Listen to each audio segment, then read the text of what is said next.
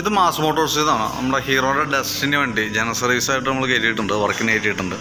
അപ്പോൾ നമ്മളതിൻ്റെ back break, ക്ലച്ചിൻ്റെ ഭാഗം, എയർ ഫിൽറ്റർ, അങ്ങനെ ഡീറ്റെയിൽ ആയിട്ട് എല്ലാ ഭാഗവും നമ്മൾ ചെക്ക് ചെയ്യുന്നുണ്ട് കേട്ടോ.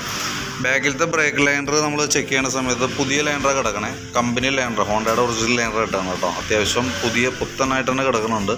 നമുക്കത് ക്ലീൻ ചെയ്ത് റീസെറ്റ് ചെയ്താൽ ഒന്ന് പേപ്പറൊക്കെ ഇട്ടൊന്ന് പിടിച്ചൊന്ന് ക്ലീനാക്കി റീസെറ്റ് ചെയ്താൽ മതി. പിന്നെ നമുക്ക് അതിൻ്റെ ബ്രേക്ക് ക്യാമൊക്കെ ഒന്ന് അഴിച്ച് ഗ്രീസ് ചെയ്യേണ്ടതായിട്ടുണ്ട്. പിന്നെ അതേപോലെ തന്നെ അതിൻ്റെ ഈ സൈഡിൽ നോക്കുമ്പോൾ ഗിയർ ബോക്സിൻ്റെ ഈ വീലിൻ്റെ ബാക്കിലത്തെ അടിഭാഗത്തേക്ക് ശ്രദ്ധിക്കുമ്പോൾ ഇവിടെ ചെറിയൊരു ഓയിൽ ലീക്കേജ് കാണിക്കുന്നുണ്ട്. അതിൻ്റെ കാരണം എന്താ വെച്ചാൽ ഓൾറെഡി അതിൻ്റെ ഗിയറിൻ്റെ ഓയിൽ ലീക്കായി തുടങ്ങിയേക്കണതാണ്, ആരംഭമാണ്. അപ്പോൾ കൂടുതലായിട്ട് പ്രശ്നത്തിലേക്ക് എത്തിയിട്ടില്ല. അപ്പോൾ നെക്സ്റ്റ് അടുത്ത സർവീസൊക്കെ ആകുമ്പോഴത്തേക്കും കൂടുതൽ കാണിക്കുകയാണെങ്കിൽ, ഒന്നല്ല അടുത്ത സർവീസിലോ തന്നെ അതല്ല അതിനിടയിലെങ്ങാനും കൂടുതൽ ഓയിൽ ലീക്കായിട്ട് എന്തെങ്കിലും കാണിക്കുകയാണെങ്കിൽ നമുക്ക് അഴിച്ച് ഗിയർ ബോക്സിൻ്റെ ഇത് അഴിക്കുമ്പോൾ എന്താ പ്രോബ്ലം എന്ന് വെച്ചാൽ അതിൻ്റെ ഓയിൽ സീല്, അതേപോലെ തന്നെ ആ സൈഡിലത്തെ ബെയറിങ്, അതൊക്കെ ശരിക്കും പറഞ്ഞാൽ ഈ ഷാഫ്റ്റിൻ്റെ ഇവിടെ ഈ സൈഡിൽ വന്ന ബെയറിങ് ഉണ്ട്, 6004 നമ്പർ വന്ന ബെയറിങ്. ആ ബെയറിങ് കൂടി മാറ്റിയിട്ട് വേണം റീസെറ്റ് ചെയ്യാനായിട്ട്. അപ്പോൾ വലിയ പ്രശ്നത്തിലേക്ക് എത്തിയിട്ടില്ല. അപ്പോൾ ഞാൻ അതിൻ്റെ ഗിയർ ഓയിൽ കാര്യങ്ങളൊക്കെ ഒന്ന് ടോപ്പ് ചെയ്തിട്ട് ക്ലിയർ ചെയ്ത് തരാം. അപ്പോൾ വലിയ ലീക്ക് ആവണമെങ്കിൽ നമുക്കത് പഴിച്ചാൽ മതി. ഗിയർ ബോക്സിൻ്റെ ബെയറിങ്ങിന് പ്രശ്നം കാണുന്നില്ല കേട്ടോ. അതുകൊണ്ടാണ് തൽക്കാലം നമ്മളത് സ്കിപ്പ് ചെയ്ത് വിടുന്നത്. പിന്നെ അതേപോലെ തന്നെ എയർ ഫിൽറ്ററിൻ്റെ ഭാഗം നമ്മൾ അഴിച്ച് ചെക്ക് ചെയ്യണുണ്ട്. എയർ ഫിൽറ്റർ കുറച്ച് പൊടിയൊക്കെ ഉണ്ട്, പക്ഷേ വലിയ പഴക്കത്തിലൊന്നും ആയിട്ടില്ല. തുടച്ച് ക്ലീൻ ആക്കിയാൽ മതി. മാറേണ്ട ഒരു പീരീഡിലേക്കൊന്നും എത്തിയിട്ടില്ല കേട്ടോ. ക്ലച്ചിൻ്റെ ഭാഗമായാലും നമ്മൾ അഴിച്ച് ചെക്ക് ചെയ്യുമ്പോൾ ഇവിടെ ക്ലച്ച് ക്രാങ്കിൻ്റെ സൈഡിലോ ഓയിൽ സീലായാലും ക്ലച്ച് ഷാഫ്റ്റിൻ്റെ സൈഡിലോ ഓയിൽ സീലായാലും വേറെ ലീക്കേജോ കാര്യങ്ങളൊന്നുമില്ല. അതേപോലെ തന്നെ ബെൽറ്റിൻ്റെ കണ്ടീഷനും നമ്മൾ നോക്കണമുണ്ട്. ബെൽറ്റിൻ്റെ സെൻറ്റർ പോർഷനിലേക്ക് നോക്കുകയാണെങ്കിൽ നമുക്ക് ചെറിയൊരു ക്രാക്ക്, ഒരു പൊട്ടൽ പോലൊക്കെ തുടങ്ങിയിട്ടുണ്ട്. പക്ഷേ എങ്കിൽ കൂടി അങ്ങനെ കാണിച്ചാൽ പോലും നമുക്ക് അത്യാവശ്യം കുറേ നാളും കൂടി ഉപയോഗിക്കാനായിട്ട് പറ്റും. അത് നിലവിൽ വലിയ ഡീപ്പായിട്ടുള്ള പൊട്ടലുകളിൽ എത്തിയിട്ടില്ല, അത് ആയിട്ട് മാറ്റിയാൽ മതി.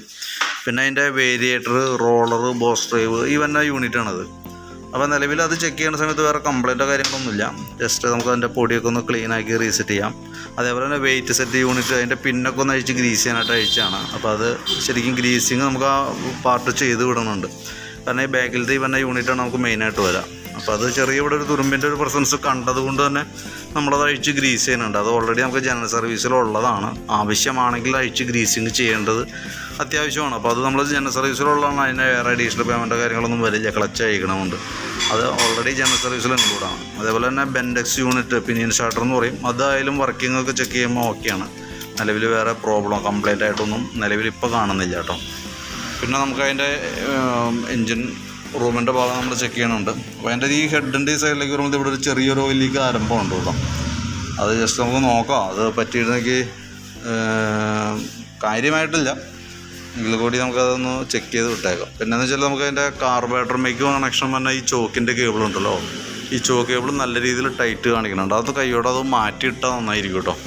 കാരണം എന്ന് വെച്ചാൽ ആ ചോക്ക് എങ്ങാനും ലോഡായി കിടന്നാൽ നമുക്ക് മൈലേജ് ഒരുപാട് നഷ്ടപ്പെടും. പെട്രോൾ കൂടുതൽ കത്തിപ്പോകും, അങ്ങനത്തെ കുറേ പ്രോബ്ലംസ് വരും. പ്ലഗൊക്കെ പോകാനുള്ള സാധ്യത കൂടുതലാണ്.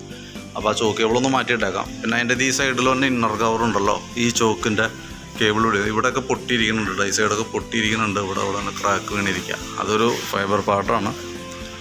പിന്നെ അതേപോലെ തന്നെ നമുക്ക് അതിന് ശേഷം നമ്മൾ അതിൻ്റെ ഫ്രണ്ട് ഭാഗത്തേക്ക് വരും. ഫ്രണ്ട് ഭാഗത്തേക്ക് വരുമ്പോഴത്തേക്ക് ബ്രേക്ക് ക്യാമൊക്കെ അഴിച്ച് ഗ്രീസ് ചെയ്യും. ഇപ്പോൾ ബാക്ക് വീൽ നമ്മൾ അഴിച്ച് നിർത്തിയതുകൊണ്ടാണ്. അപ്പോൾ അത് സെറ്റിങ് കഴിഞ്ഞതിന് ശേഷം നമ്മൾ ഫ്രണ്ടും കൂടി അഴിച്ച് അത് ക്ലീൻ ചെയ്ത് ക്യാമൊക്കെ ഗ്രീസ് ചെയ്ത് റീസെറ്റ് ചെയ്യാം.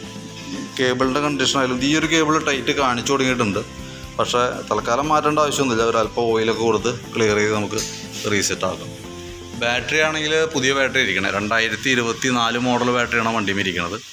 എങ്കിൽ കൂടി നമ്മൾ സർവീസിൻ്റെ ഭാഗമായിട്ടൊന്ന് ടെസ്റ്റ് ചെയ്ത് പോകുന്നുണ്ട്. നമുക്കിപ്പോൾ അതിൻ്റെ ടെസ്റ്റ് ചെയ്യുന്ന സമയത്ത് 12.86 വോൾട്ട് കാണിക്കുന്നുണ്ട്. ബാറ്ററി കംപ്ലൈൻ്റ് ഒന്നും ഉണ്ടാവില്ല, എങ്കിൽ കൂടി നമ്മളൊന്ന് ടെസ്റ്റ് ചെയ്യുന്നുണ്ട്. നിലവിൽ ഓക്കെ ആയിട്ട് കാണിക്കുള്ളൂ. പുതിയ ബാറ്ററിയാണ്, ഓക്കെയാണ് കേട്ടോ, വേറെ പ്രോബ്ലം ഒന്നുമില്ല. പിന്നെ അതിൻ്റെ ഈ ഭാഗത്തേക്ക് വരുമ്പോഴത്തേക്ക് നമുക്ക് അതിൻ്റെ സ്പാർക്ക് പ്ലഗൊക്കെ ഒന്ന് അഴിച്ച് ക്ലീൻ ചെയ്ത് കയറ്റുന്നുണ്ട്. കാരണം പുതിയ പ്ലഗാണ് കിടക്കണേ. ഈ സെക്കൻഡറി ഫിൽറ്റർ യൂണിറ്റ് മാറ്റേണ്ടതാണ്. കാരണം വെച്ചാൽ നമുക്ക് ഫോം ടൈപ്പാണ്, പൊടിഞ്ഞൊടുങ്ങിയിട്ടുണ്ട്. അപ്പോൾ നമുക്ക് മാറ്റിയിടണം.